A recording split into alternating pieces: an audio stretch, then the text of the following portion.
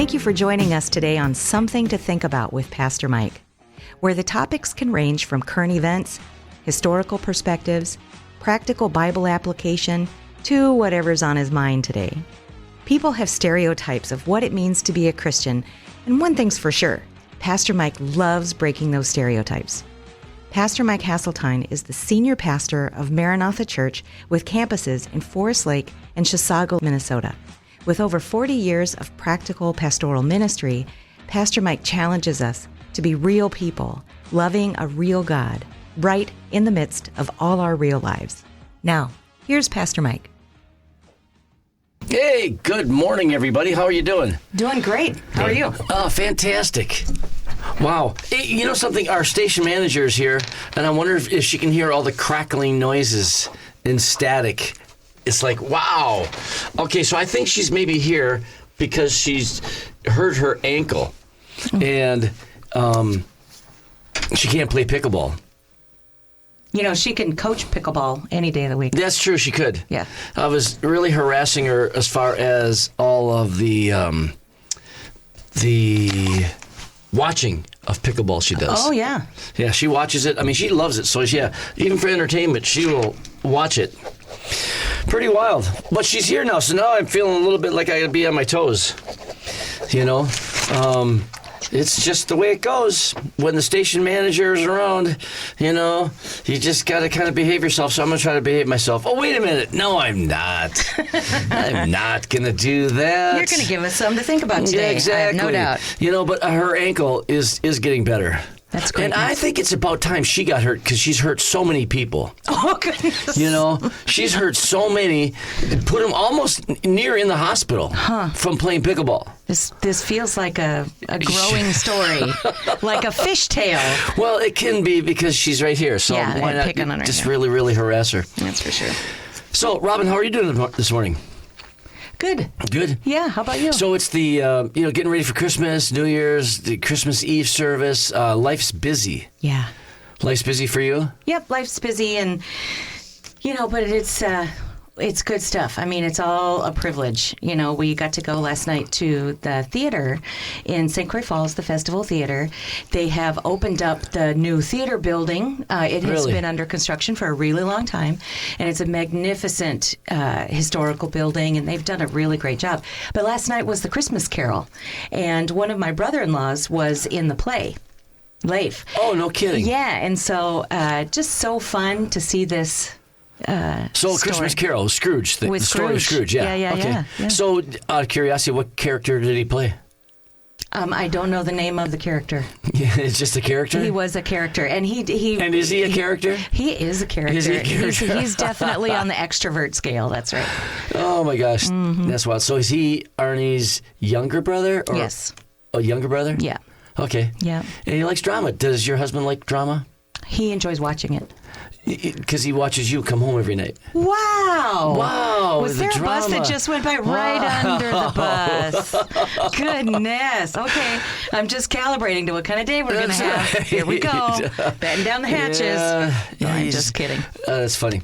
How about you and your family? You know, this is really busy. I've told people that for pastors, it's the holidays are really not holidays because you're trying to spend time with the family, and the kids were little growing up. Even today, you're working, you're preparing a message for this and a message for that, and you're showing up, and a lot of other people's lives hit the fan. Yeah. Around the holidays because of family stuff and stress, pressure, anxieties. So it's like you're busy, so you can't even really kind of be there for your family. So it is difficult. Yeah.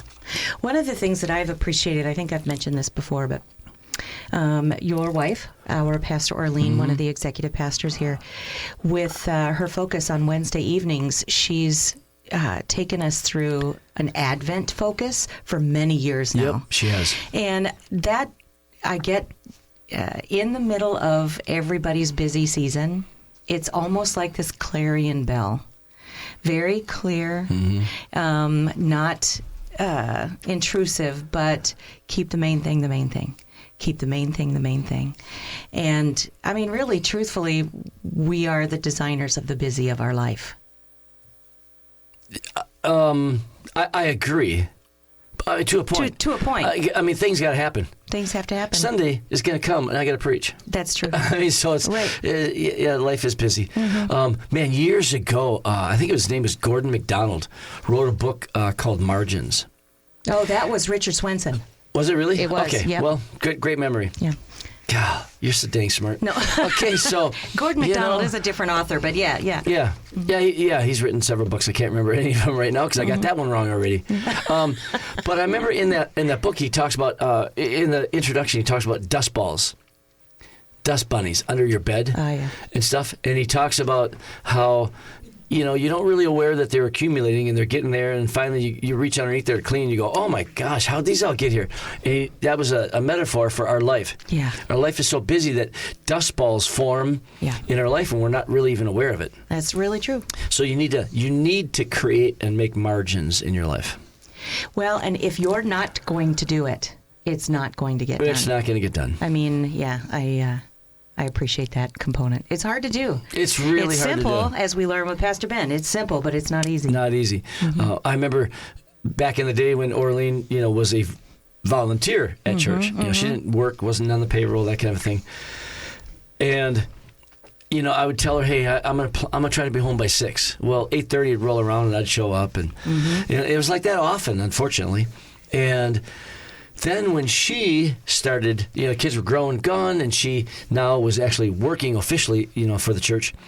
She'd say to me, "Hey, honey, I expect to be home around 6." Right. And 8:30 would show around, and she'd show up, and I'd smile, almost like getting even. Oh. I mean, there was a little bit of snarkiness in the tone of my voice. But I'd say, "Hey, it was really easy to leave the office, wasn't it?" It's tough. How many times have you heard me say to you, be careful, this job will eat your life. Yeah, for sure. It'll just eat up every bit. Well, and what an interesting situation to be in. Loving Jesus, having an opportunity to serve him, having the privilege of having a family and getting to serve and love them. They're wonderful time suckers, all of them. But that moment-by-moment prioritization of what needs to happen when and how much time to invest and all that is just a constant juggle. It is difficult. I mean, it really is. Because you want to help and you are moved with compassion. You get a phone call, someone's life's in major stress. Can I see you? What are you going to say? Right. No. It just makes it tough.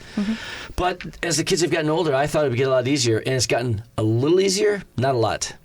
Well, it's still very, very busy, and for us particularly, this Saturday is our family Christmas. We're celebrating Christmas this Saturday. Very nice. So this week's been pretty hectic with the honey-do list, things to get done, get prepared for, because it's going to be cold weather. We plan some outdoor activities, but some indoor games. Sure. So I need to clean my garage because we're blessed. We have a nice heated garage. Yeah. It's 60 degrees in there right now. Wow, that's very cool. And when they come over, it will be 69, nice. 70. It'll be nice and toasty. Yeah. But I want to make sure the floor is nice and clean. Yeah. Yep, for littles. So I washed the 2 cars in there last night. Very nice. Getting all ready. Getting all ready to go. So yeah, busy but good. Like you said, busy but good. Busy but good. Do you guys have traditional dishes that you enjoy having each year? Yep. Yeah. Cookies. Just the general category. Hey, of cookies. It doesn't matter, man. It's particular cookies. ones. Our daughter Cynthia she's gluten-free and dairy-free for a while there because my wife is too. And I would tell people, these people eat dairy-free, gluten-free, and taste-free. Oh. But that has changed. Cynthia has become an incredible baker. Wow, neat. She makes some of the best cookies. You'd never know that they're gluten-free or dairy-free. Cool. And I told her, quit making them for me. Don't bring any over. Okay. Because I can't stop eating. I mean, they are that good. That's wonderful. They're insane. Wow. I just super cool. One after another, and I'm like, it's just absolutely crazy. Nice. Yeah, that's really crazy. Neat. That's very cool. Pretty wild. Okay, so our producer this morning is Mike. Good morning, Mike. Good morning. How you doing? I'm good. You're good. Okay, so I realized that you work at the post office, and this season's got to be like crazy for you down there. Yeah, it's what they call the peak season. The peak season. Peak season. Yep, where things are crazy, a lot busier, more machines breaking down. Just because of the extra demand put on them? Yes, much more mail coming through the Postal Service, and it escalates, I think, through the next few days, and then after Christmas, then we can breathe again. And there's crickets. Yep. You still got some of the past due people trying to catch up. Hey, I didn't get it in time, and it's going through. But really drops down drastically. Right. Yes, it drops down drastically after Christmas. Okay. So what does the office or what does the place look like at the busy season? Are people frantic? Are they stressed out? Is there? I can almost imagine some like dust, paper. There's so much paper with these envelopes and things going through. Yes. I would just imagine that there's paper dust everywhere. I don't know why I think that, but paper dust everywhere. Oh yeah. I'll open up a machine or to work on something, and what you notice around the Christmas time is that along with the paper dust, there's a whole lot of glitter. Oh, glitter. So it's kind of sparkly and snowy in there. Glitter can mess up a lot of things. Glitter never goes away. It's like the filth is pretty. That's a nice positive spin. That's funny. Yeah, the That's filth very is funny. pretty. And I remember the other day I was thinking, I think back of when I was in basic training, and when you got mail in the Army in basic training, them drill sergeants made you do push-ups. And they'd base the number of push-ups you had to do on the size of the piece of mail. If you got a package full of cookies, you better plan on at least 500 push-ups. Oh my gosh, really? Yep. Okay, what's the logic behind that? Wow. Why? To get you in shape. For impending I'm like, why are they weight punishing gain. you for staying in contact with your loved ones? Yeah, well, first they got to break you of your old individual habits that you're thinking that I'm an individual, and get you to work as a team. Yeah, yep. Kind Team of break mindset. you down to your old, it's just me. Nope, you're responsible for the guy next to you, and you got to help him succeed. Yeah. Or her. Interesting. I think everybody should go through basic training. Yeah. Yeah, It'd so be good for society. Oh, yeah. I walked through the third floor of the post office is all the packages. I'll walk through it and I'm like, man, there's a lot of push-ups in here. See, unless you were in the military, you would never even. That's the first time So I've ever funny, heard the something like things you that. think That's of. funny. Mm-hmm. That's just really wild. It Is that something you continue doing now Push-ups? with all the cookies? When you get around cookies, do you just want to do push-ups? No. I think I've been broken of that. There you go. You've had to do so many. It's That's time for a funny. break. That's funny. Speaking of push-ups, my grandkids, some of the older boys, they had heard that I could do 100 push-ups straight. Yeah. And I said, well, I can do 50 push-ups in 30 seconds, and not just the head bobbing push-ups. I mean, all the way up, all the way down. Yep. Because I've seen these guys that they're ripping off thing, and their elbows are just barely moving. Yep. Their head's going up Their and head's down. bobbing up They and think they're doing a push-up, And they said, Pepe, show us. Do you think you can still do it? I said, I can. I said, I know I can. So they said, well, show us. So I did. I right there, dropped to the floor. I said, get your stopwatch out. And, excuse me, I did 50 push-ups in 34 seconds. Wow. So was this before good. or after your shoulder surgery? This was 3 weeks ago. Wow. Yeah, this was just 3 weeks ago. Good for you. Yeah, 50 push-ups in 34 seconds. Are you going to work on shaving I that 4 coulda kept seconds going. off? Nope. Oh, okay. I do not care. So you're just going to adjust it to I can do 50 in 35 seconds. Yeah. There you go. Yeah. I'll say I used to do 50 in 30 seconds. Now I'll adjust it to 35 seconds. The fact that I can still do 50 push-ups, well, I could do more. Yeah. I could, Yeah. I'm still ripping them Good at for 50 you. in 34 seconds. That's pretty good. Yeah, pretty well. Not bad for an old guy. Pretty well. So, what is going on today in the national awareness stuff? Our national days. Okay. So today is National Go Caroling Day. Nope, ain't gonna happen. No? No. Well, you can go caroling around the office if you'd like. I mean, okay. you Since can- it's national, I'm gonna do that. You could go I'm caroling gonna around the do that. office. It's also National Ugly Christmas Sweater Day. No, that's Sunday. Well, for us it is. For us, it is. For sure. At but Maranatha, the it's going to third be Friday. Hey, all of our listeners out there, if you want to see something kind of fun and just a real festive atmosphere, church this Sunday at Maranatha, 9:30. Come join us. Wear a Christmas sweater. Yeah. Yeah, it's going to be fun. I'm excited about that. It's National Sangria Day. Is that a wine? You know, it's some drink. I've not Is it had sangria, sangria? so I don't know. I know it's a thing. I have no idea. Yeah. Mike, is sangria a wine? Isn't it a mixture I of think red it's- wine and Like other is stuff. there fruit and stuff in it or I something? don't know. I don't know. Yeah. I've never made it. There you go. know. Sangria. Where we're clearly impressed by Sangria Day. Okay, Yeah, that's right. Yeah. It's National, Heavy drinkers we are. Right, exactly. You know? Oh yeah. National Underdog Day. You know, I have felt like an underdog my whole life. So this ya? is great. This is my day. Today's your day. Today's my day. Well, yeah, that means you get 2 days. 2 days in the What? year, the National Mike Day, the both of you. Oh, yeah. I mean, so it's kind of like Mike squared in here. Yes. And then you get the National Underdog Day. There you go. Cool. Mm-hmm. I always vote for the underdog. Do you? I pull for him. I have a heart for him. Because I am he. He is me. He is me. Something like that. There you go. National Maine Day, like the Mane of a state horse? Maine. Oh, Maine. Yeah, the state of I rode our Maine. motorcycles out there this year. Did you? Yep. Rode all the way out to Maine. In fact, we rode to the farthest eastern point of the United States. Forget the name of the town. That's But obviously, it's a seaport because you can eventually run into the ocean. And hey, by the way, I discovered the Earth's not flat.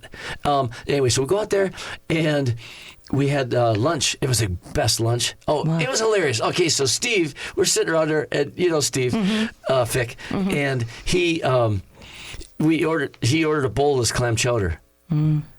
And he was eating, and he's like, oh man, this is so good. And then he said, this is the best clam chowder I've ever had. And then Jay asked him, so do you like clam chowder? He says, first time I've ever had it. Best I've ever had. best I've ever had. Wow. Oh, it was hilarious. That is very So we funny. all had a seafood lunch of some sort. I had fried clams and a bowl of that best ever clam chowder. That's so funny. Oh, we still tease him today when we see him. We go, hey, best you ever had, huh, Steve? That's very funny. Okay, so also today is National Flashlight Day because it's coming up on the winter solstice. Oh, Yeah. National Flashlight Day. Yeah, tomorrow, National Flashlight Day. Wow. And another item to note about tomorrow is it's also National Anne and Samantha Day. Anne and Samantha. Yes, because it is commemorating Anne Frank Yep. and another young woman named Samantha. So I have it right here. And Samantha, I'll have to send a text to our daughter, Samantha. yeah. We there have you a go. Samantha. She,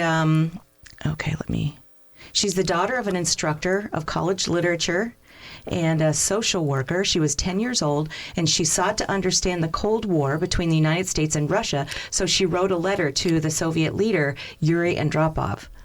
And 10 years old. 10 years old.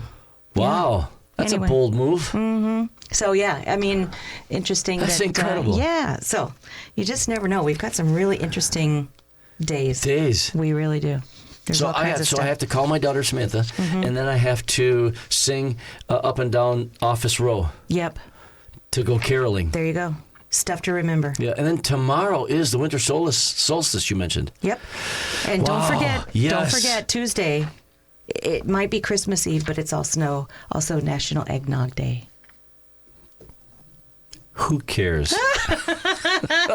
I can't stand that stuff. I think that's it's so gross. funny. Even if I see somebody that's ordered it and know that they're gonna be drinking that, and it's just as it goes to their lips, I'm like, oh god, it just gives me the crawlies. That's funny. That's horrible. So winter solstice tomorrow. That is good news because we got our first plowable snow. Yep. And it's already turning the corner, going the other direction. Right. The days are starting to get longer after tomorrow. We have dropped. Interesting or not, but it's interesting for me. I started tracking in September what our daylight was doing, and we've dropped a ton of time. We're down to like 8 hours and 43 minutes of sun per day. Wow. Yeah, from like September was 10 hours and God, if we could some just odd. lose weight, like we'd lose time. Well, except daylight. then it comes We lose back daylight. We again, lose and then you daylight. do the yo-yo thing, and that's not Yeah. good. I mean, That's why you never throw away your bigger pants. See, I was gonna that's say why fat a man lot of pants. people Your have- fat man jeans, That's why you The have, fat like- man jeans. You got to save those Like for 3 the holiday pairs. season.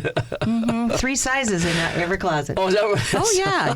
It's your slim self and your normal self and then your plump self. That's what you do. Oh, God, I wonder if we could strategize those out and look at a calendar year. And obviously, probably Thanksgiving to a little after New Year's would be the fat man jeans. Oh. And then after that would be the medium and then smaller in the summer. And then it cycles back through again. I bet you there's something to that. I don't want that to be my life, We should do so- a research. We should study this. You get and right on come that. to the heart and the... Never mind. Yeah. Nope. Yeah, get all wound up, cranked up about nothing.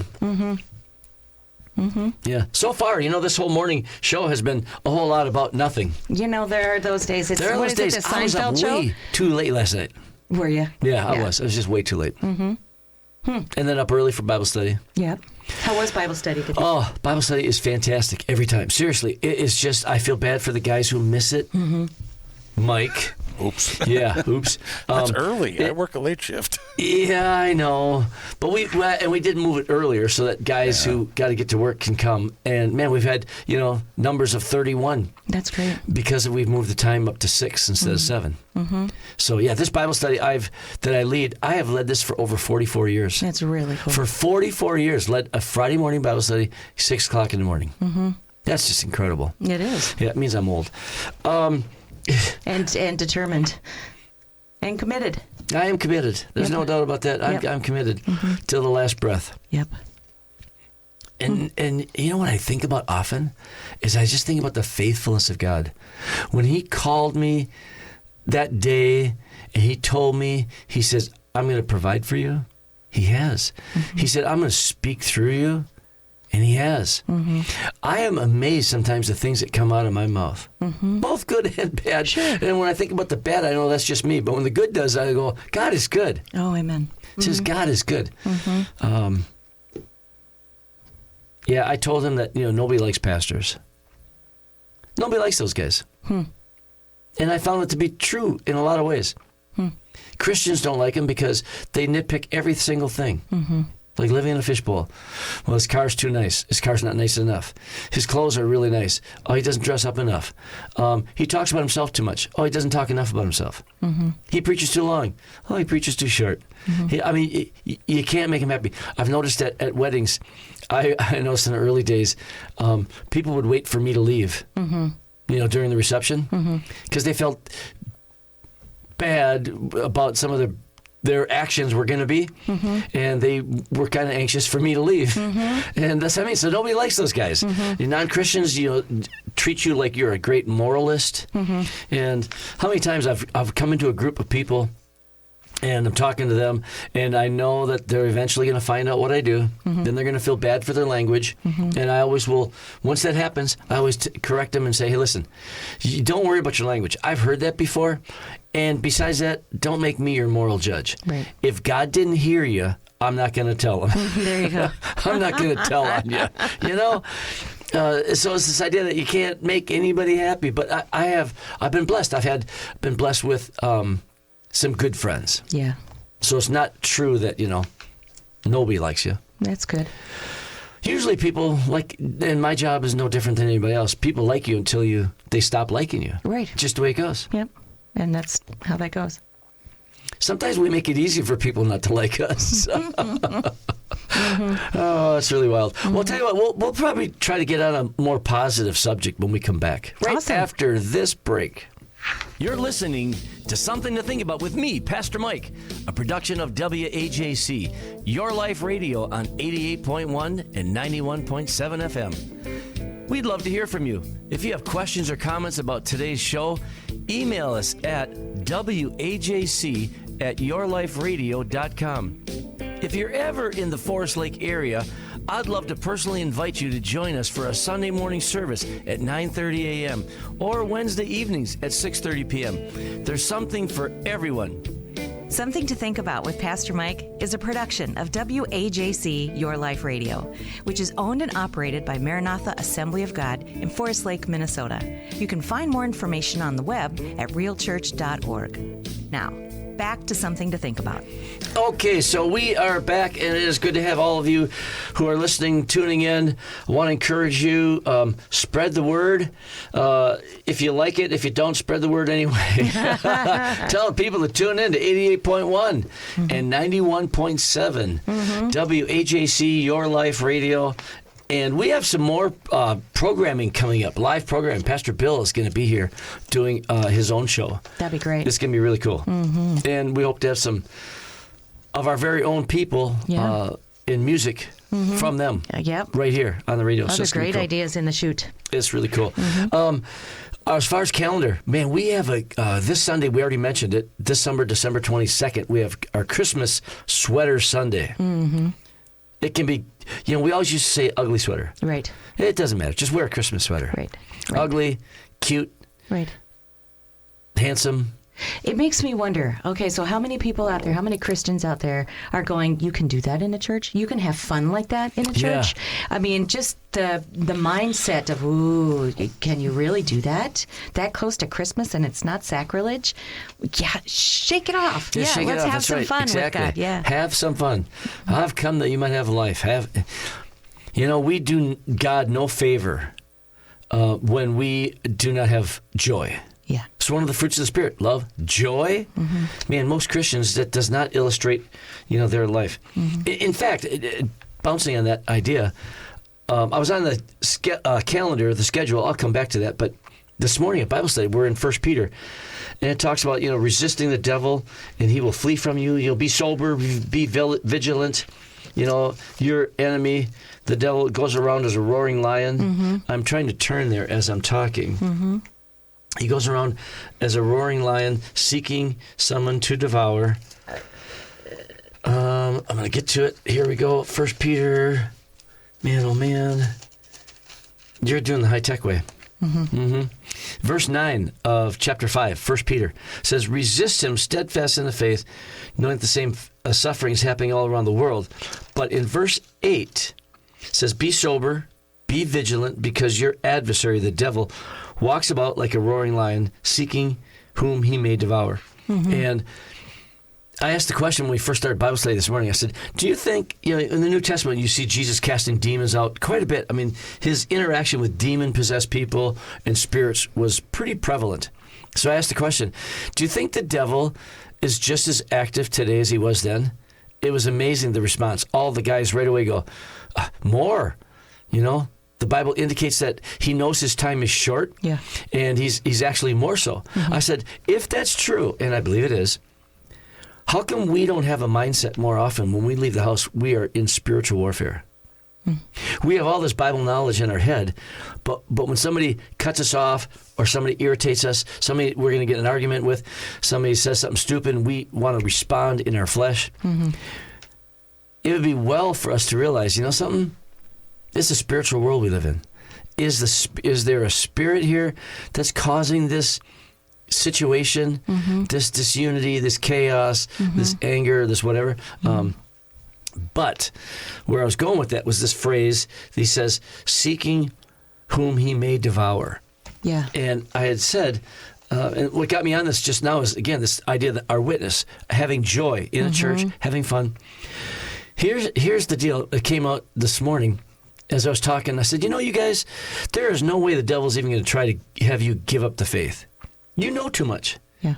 You've experienced God's presence. You know him. He is not going to try to get you to give up the faith. But what he wants to do is devour your witness. He's looking for someone he can devour. He can't devour you that way. So what he's going to try to do is devour your witness and silence you, your effectiveness. I have, in my years of pastoring, there's been a couple occasions where I have met people and talked to them and boldly said to them, because you've accepted Christ, when you die, I'm glad and I rejoice with you that you're going to go to heaven. But until that happens, please do me a favor. Don't tell anybody you're a Christian, because you're a horrible example and a witness of a Christian. Don't tell anybody. Seriously, keep your mouth shut. Wow. They were kind of shocked when I said it. Well, yeah. I can imagine. But They needed to hear it because this idea, the devil is devouring your witness. Well, and you don't want to be a pawn in his hand to do that to yourself and other people. Who wants to participate with that logically? You know, I mean, it's yeah. true. Again, we're not aware of that spiritual battle, that spiritual warfare going on all the time. And even Peter, blurted out something that that Jesus had to rebuke him. Right. Get Right. thee behind me. Right. And even that happening with someone as close and dear to Jesus as Peter, he still found restoration, reconciliation, all of that stuff. It didn't, long-term damage his relationship with Jesus. But I love that Jesus called it like it was. This is the reality of what's going on with you right now. Yep. Oh. Yeah. And again, just because you're a Christian doesn't mean that you can't be under the influence. Yeah. Well, yeah, that would be the question, right? What influence are you under? Exactly. Okay, so back to our calendar of events. So this Sunday is the Christmas sweater day. And again, we can have that kind of fun. And then December 24th, Christmas Eve, 2 o'clock, we have a candlelight service. That is a fun service, isn't it? It is so impactful. I love all of our services for sure, but there are 2 in the year that I find just really important to me. And one of them is our Good Friday service, the price that he paid, and then the candlelight service. It just, the way that you do that service just helps understand what actually we're celebrating. Yep. It's so cool to have the sanctuary, all the lights go out. Yeah. And then how lit up it is with everybody holding a candle. I mean, it's just, it is impactful, to use your word. That's good. And then, of course, Christmas morning. We can thank Gail Ferderer for that. Years ago, the church was new. We were about a year old, and she had started coming to church. And she was raised in a liturgical church where Christmas morning was a big deal. You go to church. And a lot of evangelical churches, they don't have a service on Christmas morning. Right. So she said, so are we going to have a Christmas service? Well, we didn't have a building yet. We were meeting, in a rented facility. And we said, well, I don't think it can happen, blah, blah. So she said, well, we'll have it at my house. And we did. And there were like 3 families that met there that first. Anyway, we've continued it ever since. Wow. So thank you, Gail Ferderer. Christmas morning, 9:30 service right here. We're not meeting in her house anymore. Yeah, not meeting in her house. We're going to meet. Although she's here an awful lot. We could almost call this her house. Well, that's true. She is here an awful lot. And then Wednesday, January 1st, we have no service. Everybody, all the workers, everybody take off. And then January 5th is our New Year's message. I look forward to that every year. For years, from year 1, I used to have a rhyme for the theme for the year. It's still in my head. I'll be true in 82. Wow. Set my tongue free in 83. I'll do more in 84. I will strive in 85. Keep your eyes fixed in 86. Looking for heaven in 87. What's your fate in 88? Okay, you get the idea, right? You know what? You could actually recycle those if you wanted to, because we started the 20s. And so what was 87? Looking for heaven. Yeah, you could look for heaven in 27. I mean, Yeah, I guess so. if you wanted to recycle, I mean, just a thought. Yeah, I could just use the theme or the idea. Yeah. Because in over 44 years, I've never preached the same message twice. Wow, cool. One time, on a couple different occasions, if I'm speaking on a subject, I do remember I remember I talked about that, how many years ago or whatever. So I'll look through my file because I have every sermon outline I've ever preached. Yeah. And I'll go through and I'll find it and I'll pull it out and so one time I took a couple points Right. from this one message and I put it in a new message. Yeah. And a guy in our church, Don Rhoda, I'm throwing out names today. Don Rhoda, he was there for the very first service. Wow. Been here ever since. Him and his wife Diane. And now they're kids, and grandkids, coming to church here and serving God, just doing a great job. Anyway, after the service, this blew me away. After the service, he comes up to me and looks me right in the eye and he goes, Pastor Mike, you preached that sermon before. I couldn't believe it. He remembered. That's he said, very you've preached cool. that sermon before. And I looked at him. I said, Don, you're not going to believe this. I said, I stole a couple points from a sermon 10 years ago, and I put it in here today, and you caught it. That man's paying attention. Oh my gosh. That's awesome. That was really incredible. Anyway, so this year's New Year's message, January 5th, I'm really excited about it. I am really excited about it and sharing it. It'll be fun to hear. So I can't share it on the radio right now because I got to save it as a mystery surprise. Yeah. Ooh. January 5th. It's like, woo. That'll be good. I love it. Hey, if you're listening out there and you're anywhere near or your car can drive this far, man, we invite you to come on out to Maranatha. You will have a very, very good time. You will be challenged. And if you are even curious, go to our website. Yeah. Maranatha.org. No, Real Church. There you go. RealChurch.org. Just go to realchurch.org. Watch some services. Yeah.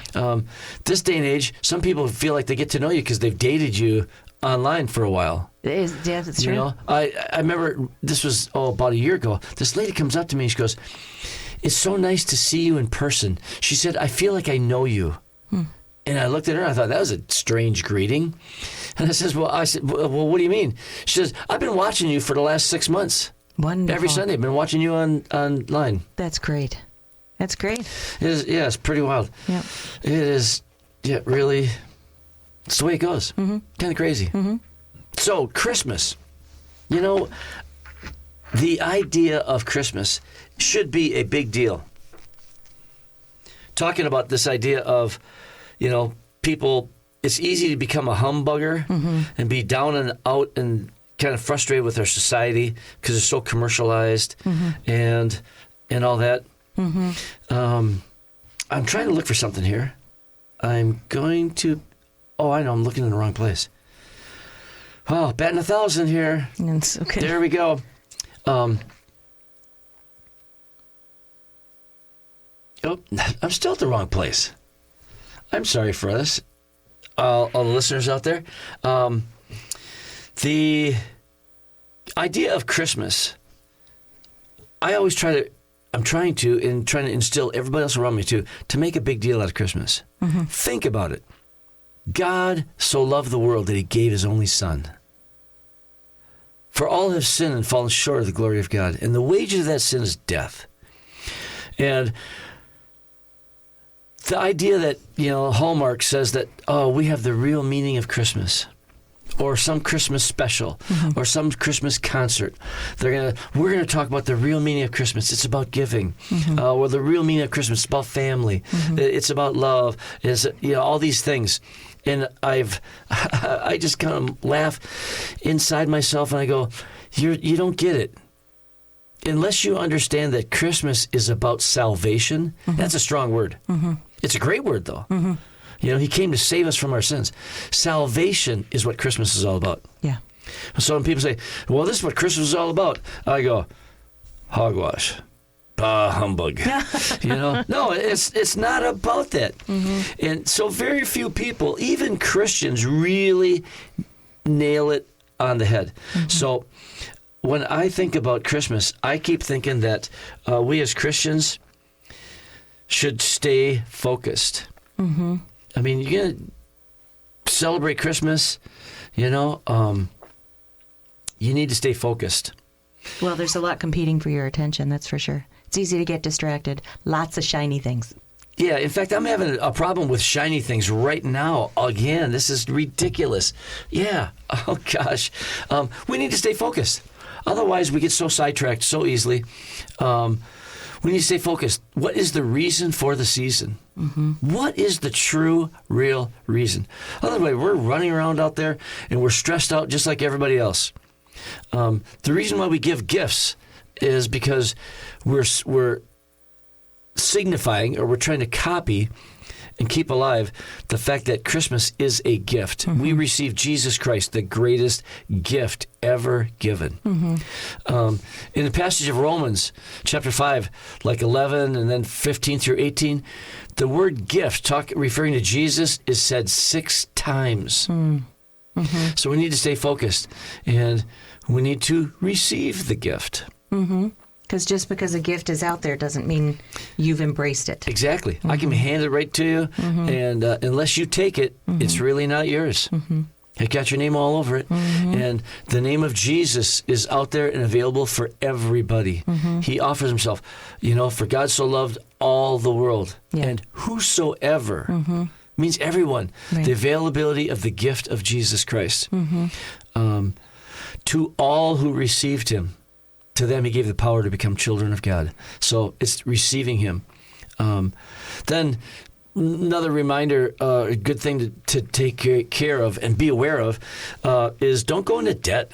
I'm amazed. In fact, last week, I believe we talked about the fact that 50% of Americans are still in debt from last Christmas. Yeah. 50%. That's crazy. Well, it makes me realize that, folks have a whole lot of expectations around Christmas that are not about the main thing. I mean, I certainly understand wanting to give gifts and all of that kind of a thing, but The emphasis is too much. yeah, too much. Kind of crazy. Proverbs 19:3 says, when a man's folly brings his way to ruin, his heart rages against the Lord. It's like, God, how come I can't afford this? God, how come? Well, because you've made some pretty poor choices, unfortunately. Yeah. And then another exhortation is to don't be a Scrooge. This is a joyful season. And far too many people, I think they get stressed out. And I've been around a lot of Christians who turn really negative. They even refer to it as, Satan Claus. Right. I'm like, are you kidding me? Yeah. God, talk about a bah humbugger. Yeah. Don't be a Scrooge. Yeah. We ought to be joyful. Yeah. This is the greatest holiday, the greatest celebration ever. Next to Easter. So it's like a coin. Yes. You got the heads and the tails, they go together, forever inseparable. Christmas and Easter, they go together. Heads and tails. Yeah. And don't be a Scrooge. It's a great opportunity to teach people what Christmas is all about. Instead of just running around complaining about, I can't believe how commercialized this is, and, grumble, grumble, grumble about everything. Commercialization, weight gain. Yeah, we're back to that. Hey, it doesn't matter. Seriously, it doesn't matter what you eat from Thanksgiving to New Year's. It's what you eat from New Year's to Thanksgiving that really counts. So enjoy that fudge. I know I am. In the office right now is a terrible season as far as if you're on a diet. That's why don't go on a diet. Because everybody's dropping off goodies for us. Yeah, they do. It's really amazing. Man, for lunch yesterday, I had a dozen cookies. That's a lot. Yeah, I had a dozen cookies. And I would not encourage my diet and eating style for many people. So if they hear this, they go, you ate a dozen cookies. Now, don't shame and judge me either. I could hear some people, it's almost like I could hear them going, well, that's a horrible example. Or, you can't eat that way. And whatever. It's like, yeah, I can. I did. Just yesterday, I had 12 cookies for lunch. And not only that, it's really, in that setting in particular, it's not like you're keeping cookies from people. It's not like there were 12 cookies and you ate them all by yourself. Exactly. There was so much. A whole bunch more. Everybody had all they wanted, yeah. Yes. Yep. And then, one more and final exhortation for Christmas. And that is, try to encourage people to share the gift. If you received the greatest gift ever given to man, Jesus Christ, he is to be shared. We should share the gift. It's good news.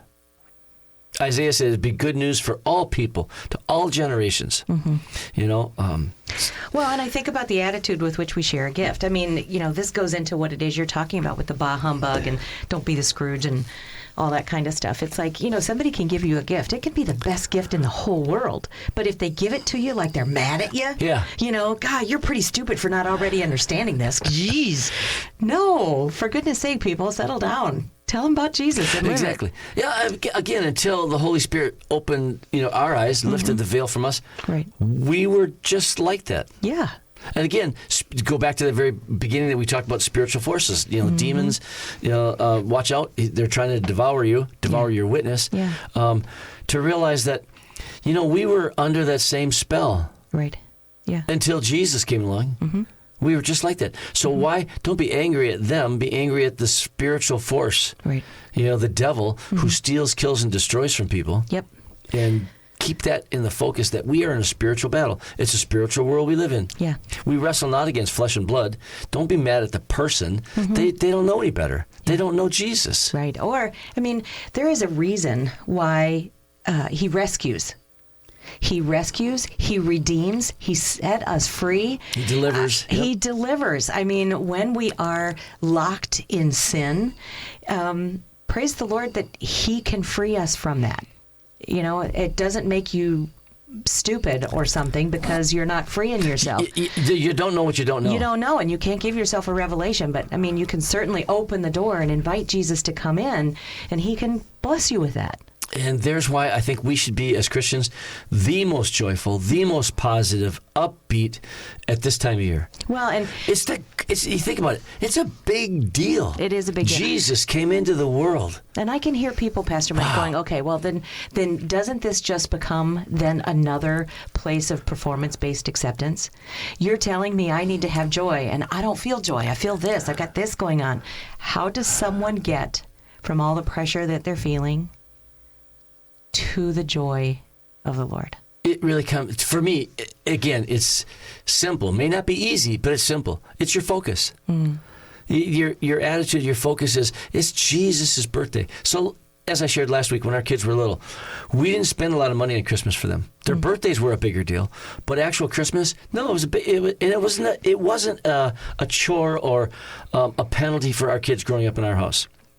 We didn't Baja, Santa, right. None of that kind of stuff. But the focus, the emphasis was not on trying to find the perfect gift for people. Like, they had to have this. Right. I'm trying to think how to explain it, because the focus is everything. When you're trying to keep up with the Joneses in this world and society and all that, it just creates a lot of pressure. Yeah, it does. A lot of stress, you know. Because no doubt in the back of your mind, unless you got a lot of money, and, you know, average American probably doesn't, trying to put food on the table and clothes on the kids' backs and keep the cars running, keep the mortgage heat on. I mean, it's a lot of stuff. So there's this pressure, even the financials weighing on you. When the focus is not on the gifts and the presents, it makes life a lot easier. Simple. It's simple. Not easy, but simple. It really is simple. And it really comes down to the focus. What is it really all about? When we have our candlelight service and the whole sanctuary goes dark and one candle is lit, and watching the power of one candle in that big room, in that huge room, it just is like one person sharing the Lord can make such a difference. It's just a happening you can't unsee or unrecognize, and all that you do to love other people, it makes a difference. It does. And I think even in the small little ways, we're not going to turn society around. We're not going to back this thing up and steal the commercialization out of society. Ain't going to happen. But I think in our little corner of the world, we have the opportunity to share the message, the focus. What is Christmas really about? And make people think. So you're right. It's affecting one person after another, after another. No, we're not going to change the whole of society. No. But if we can, and again, it's not, I get your idea, the idea of performance basis, you know, that kind of thing. I don't think about it as something I have to do. When my focus changes, it comes naturally. Yeah, you get to. You get to. It's like, I don't think like, oh, I got to do this and I got to. No, I want to tell people about the greatest gift ever. I want to talk about the fact that it's his birthday. It's a big deal. Yeah. And I don't have to be religious or preachy about it. No. It's just a fact. Yeah. Christmas it's made of two words, Christ and Mass. Mass means celebration. Christ, obviously, Christ. It's the Christ celebration. And far too often, again, people aren't even aware of that. The simple thing that Christmas is the Christ celebration. Yeah. Yeah. And the encouragement in your world. Just in the people that you have do influence that. around. Yep. Just do that. Yep. Somebody told me last week after the message a week ago, they took that challenge to, be upbeat, be happy, don't be a Scrooge, and talk about, hey, this birthday party. They said, Pastor Mike, man, I went to work and this coworker said, Happy Holidays. And I said, Merry Christmas. And they kind of smiled. And then they had said, I hope you have a great birthday celebration. And this coworker looked at her really strange. He goes, what? It's not my birthday. And he goes, well, I didn't know if it was or not. I didn't think it was. But look around. There's a lot of decorations. There's a big party coming. I think it's somebody's birthday. And again, you don't have to be preachy. All you got to do is just kind of plant the thought, make people aware. It's amazing because I do the same thing around Easter. Hey, have a great resurrection service. And they look at me like, what? You'd be amazed, seriously, how many Americans have no idea what Easter really is about. Yeah. No idea. And that's Christians' fault. Well, and that's our fault. We should be talking about the joy of the resurrection. Right. And that they're national holidays. Oh my gosh, we are being given an open door to celebrate that out in the open. We're not hiding. And actually, unless your private corporation, your company tells you can't say Merry Christmas, nationally, you're right, it's a national holiday. You can say, state workers and federal workers, they can say Merry Christmas. They're told they can't or they believe they can't. But no, you can. And, the other day, again, somebody said, well, I'm offended. And I go, well, I'm offended that you're offended. So now we're even. Hey, Merry Christmas. Well, I'm offended. I'm not a Christian. Well, I'm offended that you're offended. You live in a Christian nation and you're choosing to be offended to try to make a big deal out of it. So I'm offended that you're offended. And I said it with a smile on my face. Again, just to make people think. Yeah. Far too often, Christians just back up. We get defensive and we cowardice into things. And we can just turn things around. Amen. It's just crazy. And talking about turning things around, it's time to leave. Man, I want to wish all of you listeners out there have a absolutely great Christmas. Have a great birthday celebration. I hope at your house you celebrate Jesus Christ coming into the world, the greatest gift ever given. Hallelujah. Praise God. God bless. Look forward to hearing you or seeing you on the radio. Seeing you soon. Hey, thanks for tuning in today. Please join us right here each Friday morning at 8 a.m. If you have any questions or comments about today's show, email wajc@yourliferadio.com. You can hear more from Pastor Mike at Maranatha's website, realchurch.org, on the Messages and Media tab. The opinions expressed here are not necessarily those of the owner.